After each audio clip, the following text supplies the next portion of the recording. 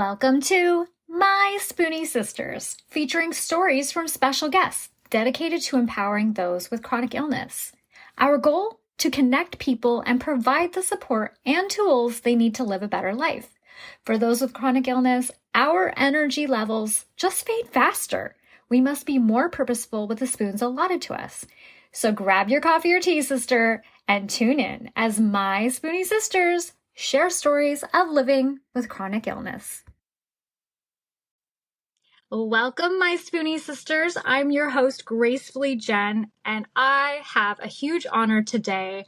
I have Robin Robertson here. She is a fellow supporter and advocate, and she works with the Arthritis Foundation here in Washington State. Hi, Robin. How are you today? Hello, Jenny. Thank you so much for having me here. And I'm fantastic. So glad to be here.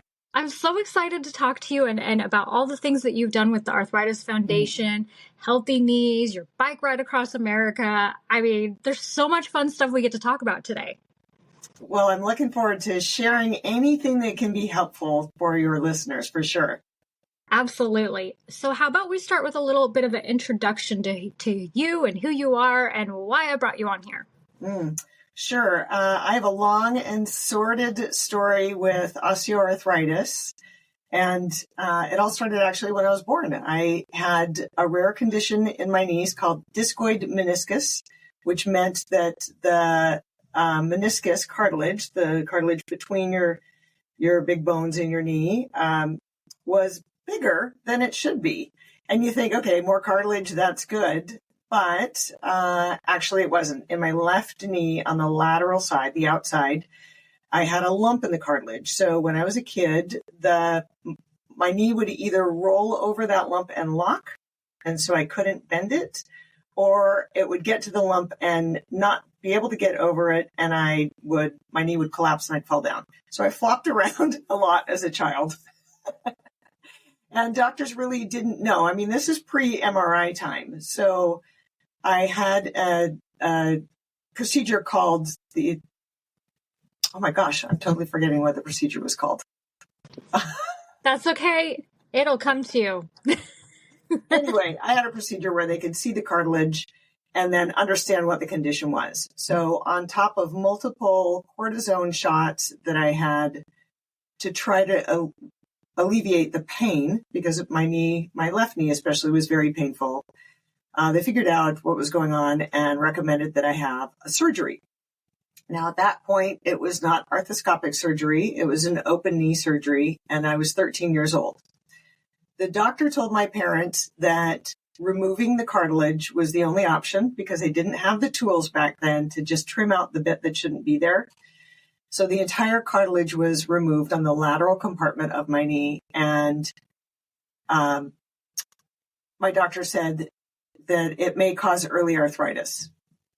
As a 13-year-old, I had no idea what that meant, and my parents really didn't know what that meant. But if it helped me to alleviate pain immediately, they decided that that was going to be a good course. So I had that surgery, and my doctor said to exercise as tolerated by pain. Now, as a 13-year-old, I'm in middle school. What am I going to do? I don't know. I had two older brothers, and I needed to run away from them from time to time, and I actually became a really good runner. So I ran competitively in high school. I took up downhill skiing. I loved the moguls.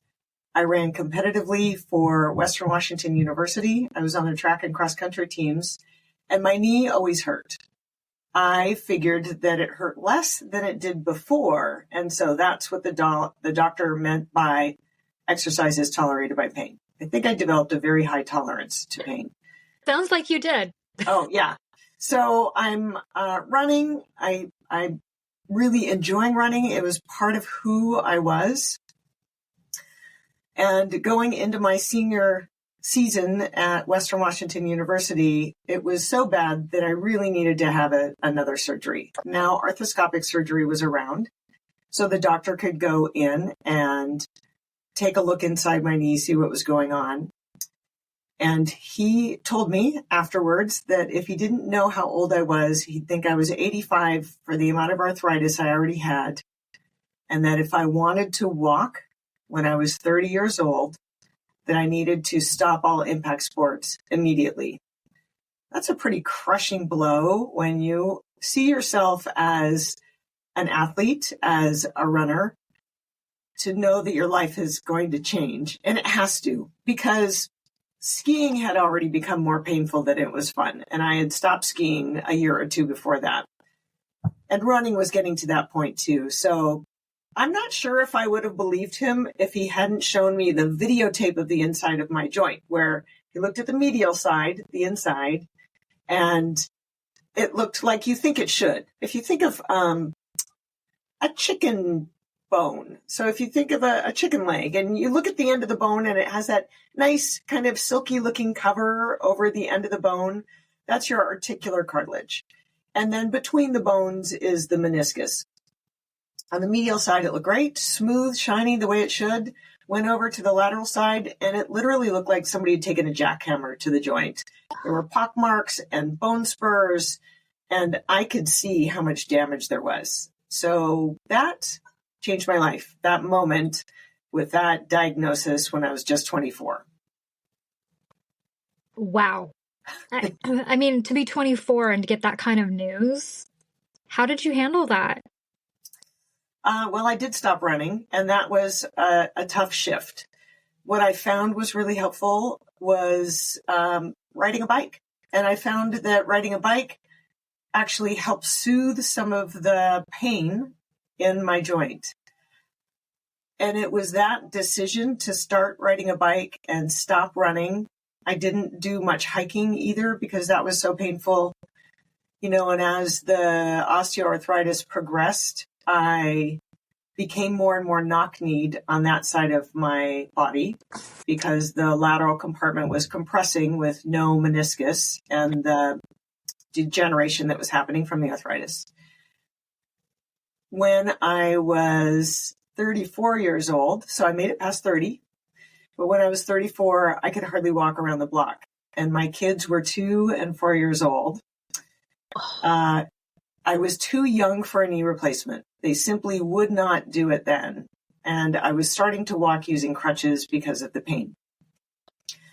Then my doctor recommended doing a procedure called an osteotomy, where bone is taken out of my femur to realign my leg and make it straight so that to reduce the pressure on the lateral side of the joint, to open that back up a little bit. So I had that done. It was 3 months, no weight bearing on crutches with a 2 and a 4-year-old. That was known as the dark days in our household because it was pretty rough just to be able to function. We had to hire a nanny to come in, and thankfully my in-laws were able to do that for us because I wasn't working then, and we needed to have the help. I couldn't carry a bowl of cereal to the table for my kids. I couldn't pick them up and hug them. So the osteoarthritis was about more than me. It was about how it affected my relationships with my husband, the things that we could and couldn't do, and especially with my kids. It was years later that my daughter said, "Well, Mom, our whole life was dictated by your needs and what we could and couldn't do." So when I was 34, I had this procedure, and it actually bought me some more time so that I could walk without pain. It took a full year of recovery after that surgery to realize the benefit from it. It was rough. It was a hard recovery. And fast forward, I had a total of 8 surgeries on that leg. At some point, I think it was a year after I had the prognosis about the osteoarthritis when I was 24, I had surgery on my right knee, which also had the discoid meniscus, but it didn't have the lump in it. And so what they were able to do was go in and trim out the bit of cartilage that shouldn't have been there. Unfortunately, with discoid meniscus, there are attachment problems with the meniscus to the bone. And my meniscus was a little more wiggly jiggly. So with that one, it took me a year of rehab before I could walk without pain after that surgery. So on the right knee, I spent a lot of time in a pool with a float between my knees. I couldn't even kick because it was painful. And I was able to build up enough muscle that it was supporting the joint better than it had been before. So a total of 8 surgeries on my left knee, a total of 4 surgeries on my right knee, finally with replacements on both. My left knee was 2017 and my right knee 2019. So many surgeries, ultimately with knee replacements. And I had to wait long enough that I was old enough. So I was 56 on my first replacement with the idea that knee replacement will last 20 to 25 years. So I figured if it lasted 22 years, that would get me to 78. Then I'd have another knee replacement. And if it lasted 22 years, that would get me to 100, and then I'd be dead. So I had to wait long enough that I could have 2 replacements, and that was as far as I could push it. And I learned all of the right things to do to support an osteoarthritic knee, and all of the things not to do along the way.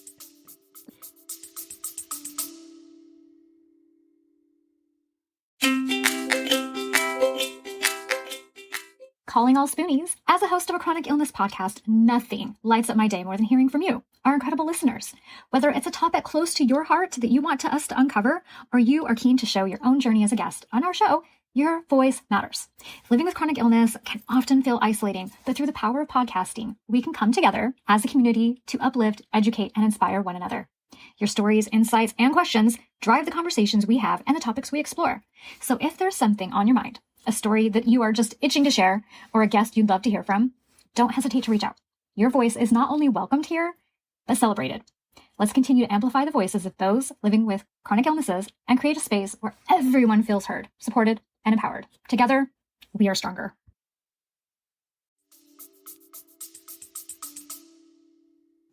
So going back to being a mom, trying to be with your children and do all the normal mom things. That's heartbreaking as a mom. And I don't know about you, but I think I found that there were times where I would just kind of lay on the floor to play with them. Yes, absolutely. Thinking of getting up and getting down, or walking across the floor even sometimes. There are times I'd sit at the top of our stairway and think, I'm just going to butt scoot down the stairs because I don't want that pain on every step. And just being able to, your kids, they run at you and you want to pick them up and hold them. There were times that I couldn't do that, and it was heartbreaking. And that's why I think I kept going with the surgeries, was not only to relieve pain, but to buy a little more time of a functioning knee so that I could be kind of more of a regular mom with my kids. So now that you've had all of these surgeries and knee knee replacements, sorry about the frog in my throat. And so has that helped you to kind of regain the mobility that you had before? Yeah, absolutely. 100%. I was unbelievably scared of having my knee replaced because I thought, okay, I know what I have now, but I'm not convinced that what I'll have in the future with a knee replacement is going to work better. Because, you read the stories about knee replacements or joint replacements that don't have great results. And through the process of coming to terms with having a replacement, and I had to have a custom replacement because of the angle of my leg from that osteotomy surgery. A regular off-the-shelf knee replacement wouldn't have worked for me because of the method they use to line the implants at your bones. So when custom joints finally became available, my doctor got trained in how to do them. I was his second patient for the custom knee joint, and it worked beautifully. I And essentially the osteoarthritis is cut out of your joint. There's still some bone spurs that are in there above and below where the replacement parts are. But I have had little to no knee pain since I've had my knees replaced. I know that's not everyone's story, but the reasons for having that success are what led me to developing the Healthy Knees Coach program. So did they remove any of the bone spurs at all? Well, your knee is, the ends of your bones are really cut off for a knee replacement surgery. And they're cut at certain angles in order to fit the implants. Okay. And so the majority of the arthritic parts of the bones are cut away. The arthritis is gone. They put in a replacement meniscus in there. It's a plastic piece that goes in between the joints. And so there are some bone spurs above and below where the implants are seated onto the bones, but it isn't causing me problems at this point, which is fantastic. That is wonderful news. So has all of this only affected your knees? Are the rest of your joints okay? Well, no. I think for the years that my left leg was so knock-kneed, I had been putting more pressure on the ball of my foot and my big toe. So if you think of your whole body, your individual joint is not just about that joint. It is about the whole kinetic chain from your feet on up to your shoulders and your neck. And so with a knock knee, there's more pressure on the inside of the foot. And so I just 3 weeks ago had surgery on my big toe joint because of arthritis there. So who knows what other ramifications I'll have from all of the years of suffering with the osteoarthritis. But the prognosis is good for my foot. I'm still in a boot right now. I can't put full pressure on my foot yet. But the bone spur that was causing the lack of mobility in my toe joint has been removed. A little bit of toe bone had to be taken out as well so I could get that 90-degree flexion back. But when you live with something for so long, it's usually not going to be about that one thing in your complications that you may have down the road. That's a really good point. Okay, we're going to circle back a little bit. You brought up Healthy Knees. And so I really want you to explain to listeners what Healthy Knees Coach is all about and about your YouTube as well. Sure, yes. It must have been about a few years before I had my knee replaced. My surgeon, who actually did 10 of my 12 surgeries, we like to joke that I put a couple of his kids through college. He had said, Robin, you would have had to have your knees replaced at least a decade ago if it weren't for all the strength training and the cycling that you do, the bicycling. And it made me think, I actually know something about how to care for osteoarthritis in your knees, hips, and feet by doing the right things. So that spurred me on to think I could actually help people with this, with knee issues, with hip issues, with feet issues. And so I wrote my first book called Healthy Knees Cycling. And then I realized that isn't the whole story. People need to know about strength training as well. So I wrote Healthy Knees Strength. And then as I went through the journey of replacing my knee a couple of years later, I wrote a book called Healthy Knees Total Knee Replacement. And so in all of those books are really all of the steps you can take to help your own situation. And while I was writing the books, I also own and manage the Bellingham Training and Tennis Club here in Bellingham, Washington.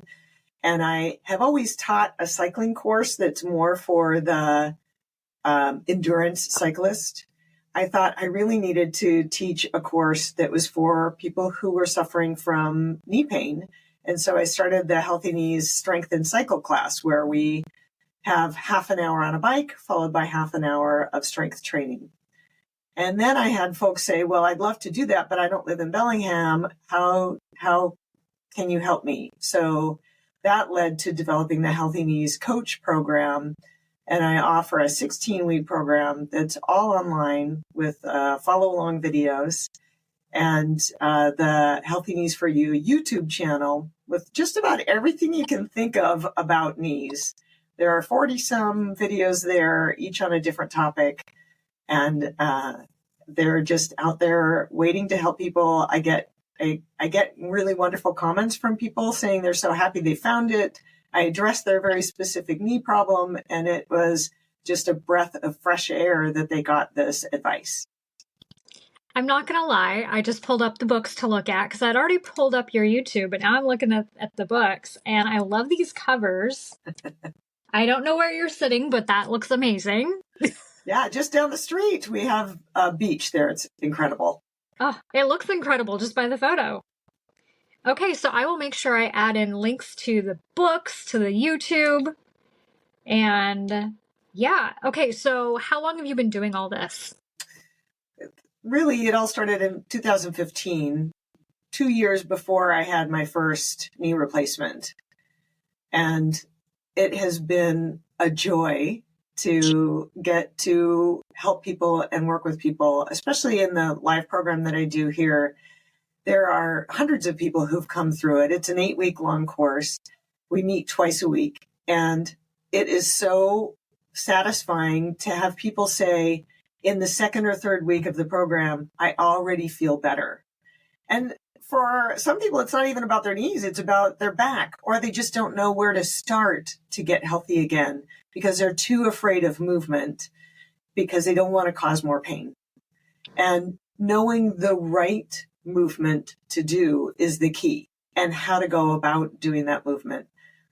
So I like to say that rest is rust and motion is lotion, whether it's just moving the joint or strength training in order to get stronger to support your joints better.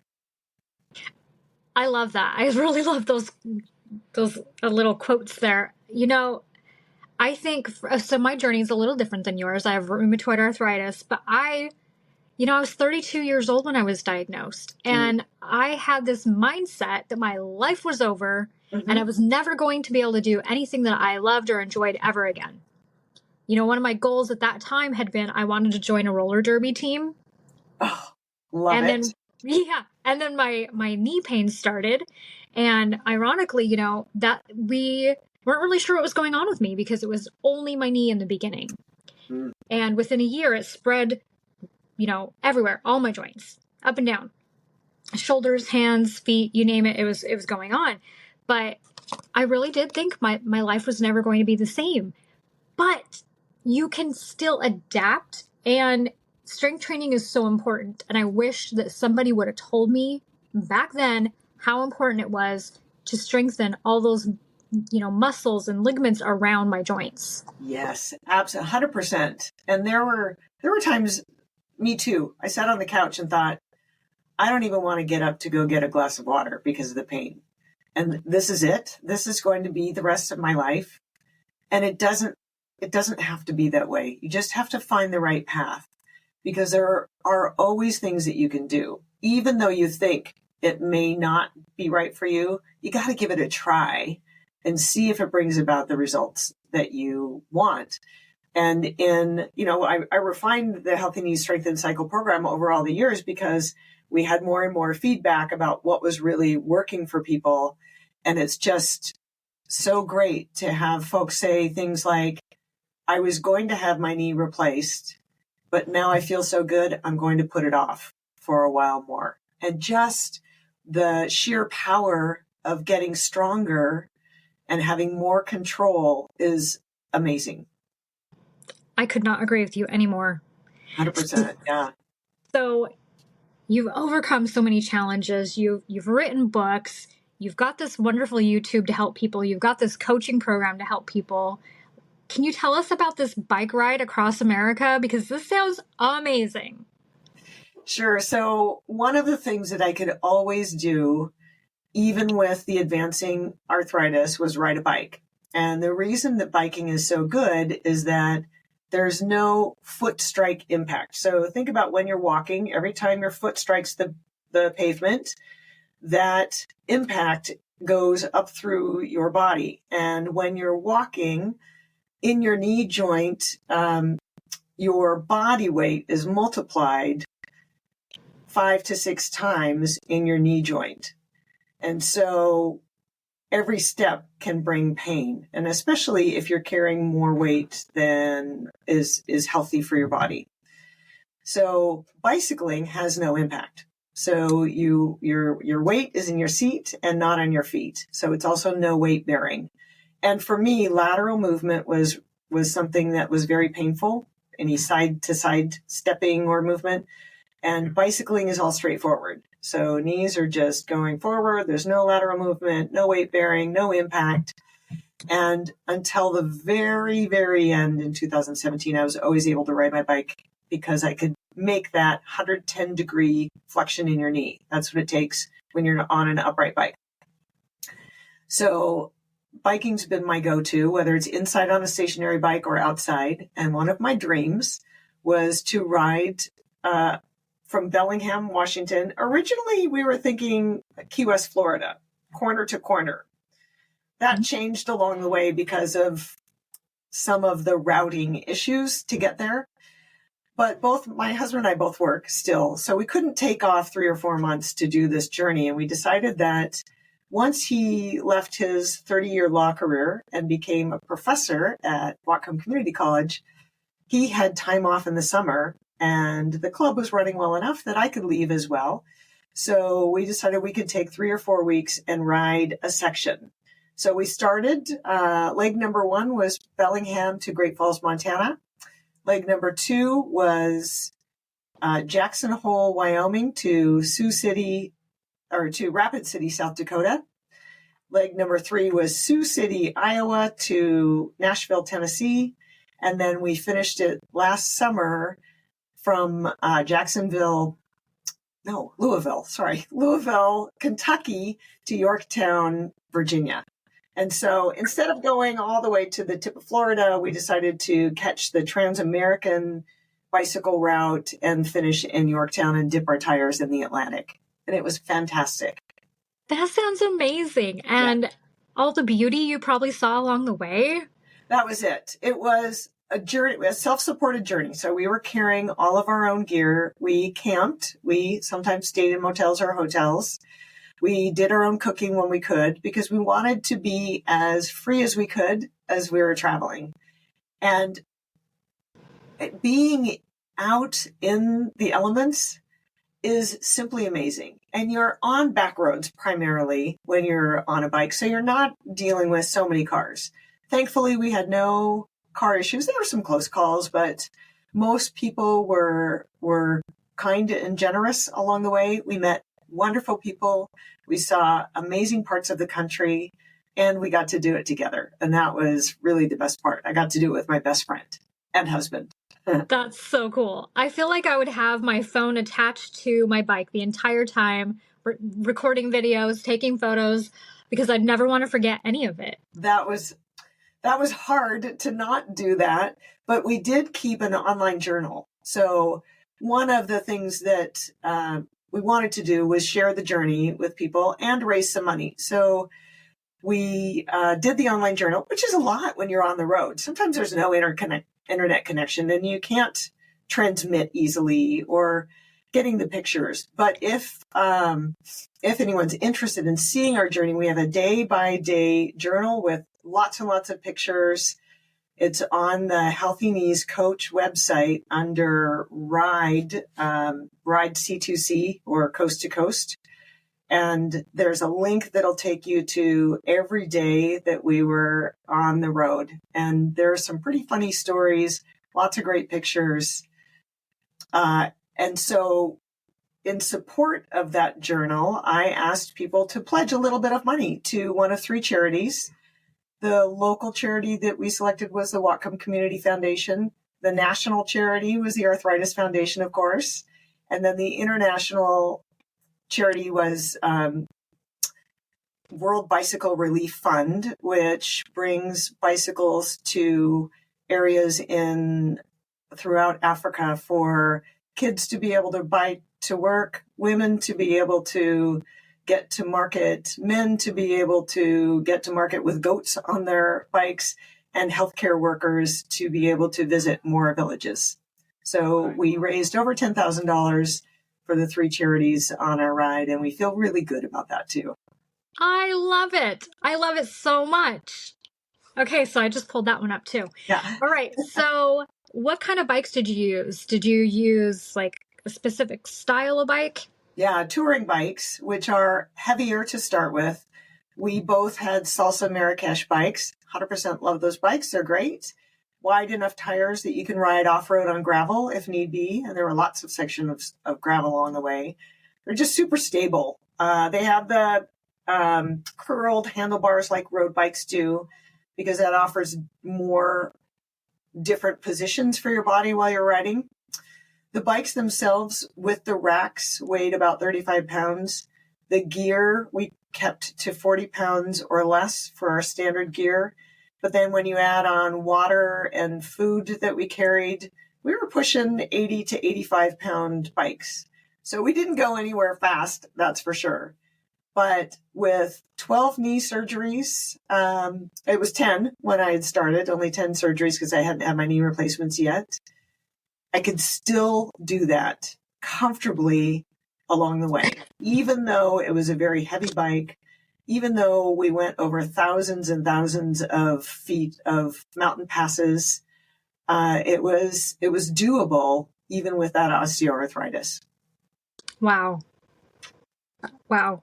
Well, fun fact, I actually grew up in a bike riding family, and we did road races and mountain bike races while I was growing up. Love it. And so one of my favorite bikes I ever had was a green Cannondale. Yes. And it was my baby.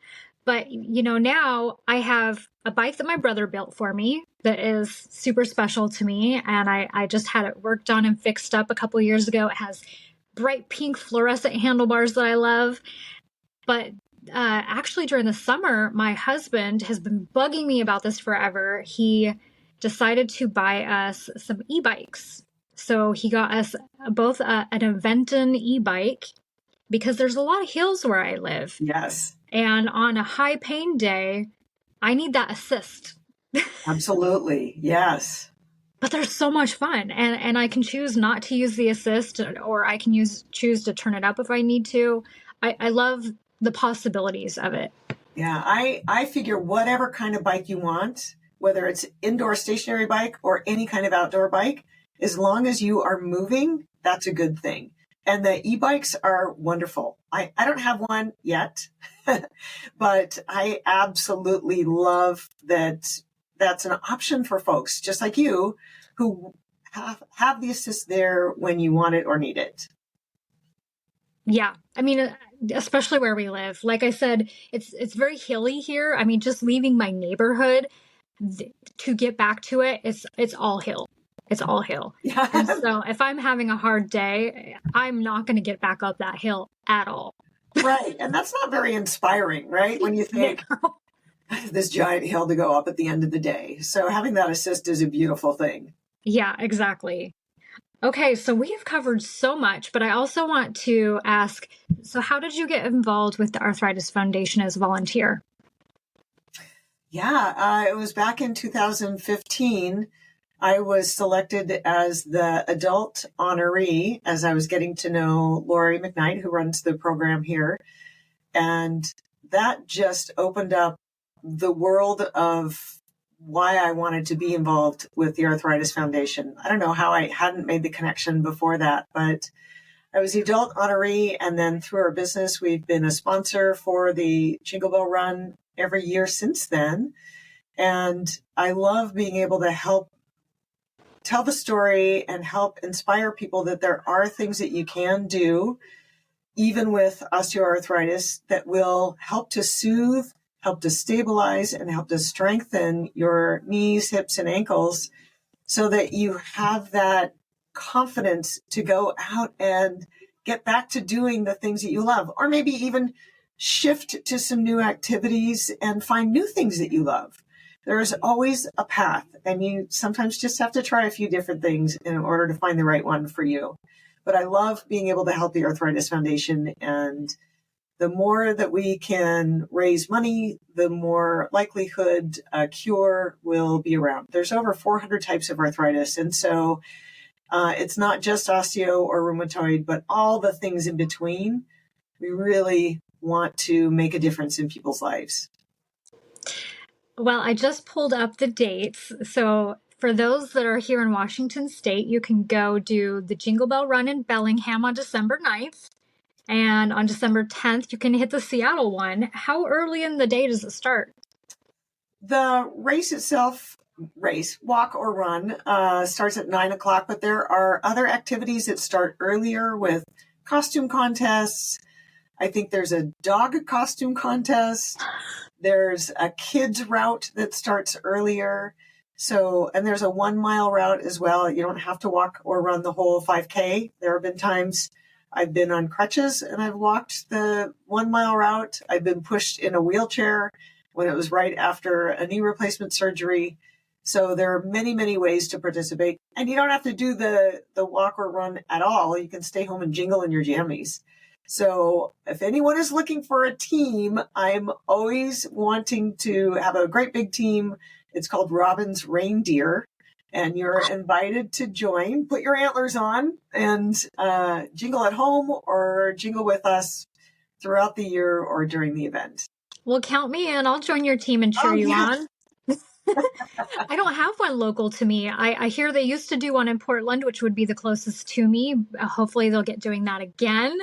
Yes. But or even one in Vancouver. That's even closer to me. I would rather it be in Vancouver just because it's closer and I know it a little better. Yeah, absolutely. Well, you could even on the day just go out and do a 5K walk with some friends.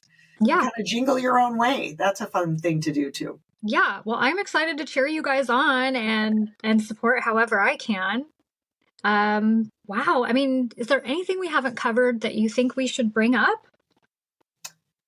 Well, let's see. I have a couple things that'll be coming up with Healthy Knees Coach. I'll be doing some free online workshops, and I don't have the dates yet for those. They'll be in January, February. Our in-person program in Bellingham, if you live in the area, will start the first week of January. It runs for 8 weeks. We'll run a couple of those courses throughout the winter and spring. So that's a good one to join in if you're local. But the online course, I'm going to do a group launch. It's available now to join anytime, so you can start it at will. But in the end of February, I'm doing a group launch because I want to add in some coaching with that. I want to be there every week for people to help along the way because I find accountability is huge in the program. Everyone starts out gung-ho, and what I see is when in the on your own do-it-yourself program, some people finish, and that's fantastic. Many people taper off because I feel like they're not seeing immediate results, and you're not going to have immediate results. Changing your body takes time, and that's why this course is 16 weeks long. If you complete even just to 8 weeks, you will see some huge changes. If you complete the course for the 16 weeks, you're going to look back and wonder what you were even worried about in the beginning because your pain will be so much less. You'll feel so much stronger and so confident that I give a money back guarantee in the courses because I know if you do the work, that is the key, you have to do the work, you will feel better. And I feel so good about helping people along that journey. So those couple of things are coming up with the free workshop online, free workshop here at the club on December 16th at noon. If you want to find out about when those online workshops are, just sign up for the Healthy Knees newsletter. So if you go to the healthykneescoach.com website, scroll down the page, you'll see a picture of me and the sign up for Healthy Knees. Or if you scroll a little bit farther, you'll see get the Save Your Knees cheat sheet. And so when you sign up to get that cheat sheet, you'll also be entered into our newsletter email list, and I can let you know when those workshops are. Okay, so is that the best way for someone to reach out and connect with you? Yeah, absolutely. Or you can just email me, robin@healthykneescoach.com. And I love to be able to answer any quick questions for you or let you know how any of the programs that I offer might be able to help. If you're a do-it-yourselfer, the books are a great way to do it too. They're not very expensive and they're a quick read, but it has all the ingredients that you need to have some success with your knees. Well, I love it. And I thank you for giving us your time today. And gosh, guys, if you need her, reach out to her. And if you don't, reach out to her anyway. There's always preemptive knee work. You know, one of the things I like to say is even if you are headed towards surgery, when you do the strength training and the mobility training, you'll go into that surgery so much stronger that your recovery will be so much better and faster by getting stronger first, doing the work, reducing some of your pain, and you'll set yourself up for better results in the end. So I look forward to helping anyone who reaches out to me. And it's just been such a pleasure to get to talk with you, Jenny. I really appreciate it.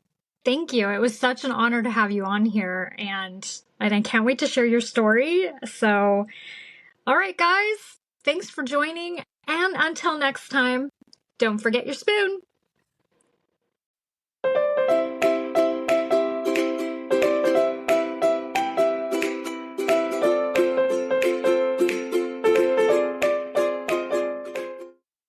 The information, opinions, and recommendations presented in this podcast are for general information only. Consult your own physician for any medical issues that you may be having. The information should not be taken as a replacement for medical, clinical, professional advice, diagnoses, or medical intervention. My Spoonie sisters and guests will not be held liable for any of the consequences of such action or inaction. Trigger warning. Some episodes may cover sensitive topics including, but not limited to, suicide, abuse, mental illness, and chronic disease. You are advised to refrain from listening if you are likely to be offended or adversely impacted by any of these topics. None of the guests or hosts will be responsible for your use of the information contained therein. Life is not merely to be alive, but to be well. Living a life with a chronic illness is best described with one word: unpredictable.